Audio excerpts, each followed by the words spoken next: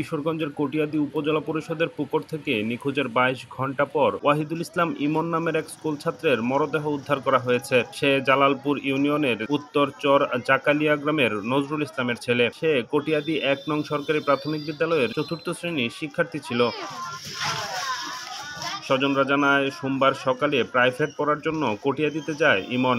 নির্ধারিত সময় অতিবাহিত হওয়ার পরও বাড়িতে ফিরে না আসায় দীর্ঘ সময় খোঁজাখুঁজির পরও সন্ধান মেলেনি। মঙ্গলবার ভোরে কটিয়াদী উপজেলা পরিষদের ভেতরের পুকুরে স্থানীয় ব্যক্তিরা একটি ভাসমান মরদেহ দেখে পুলিশকে খবর দেয় এবং পুলিশ লাশটি শনাক্ত করে।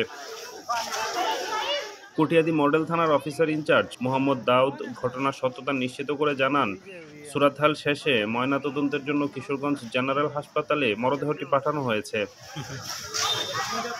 Desk report, Kishoreganj files.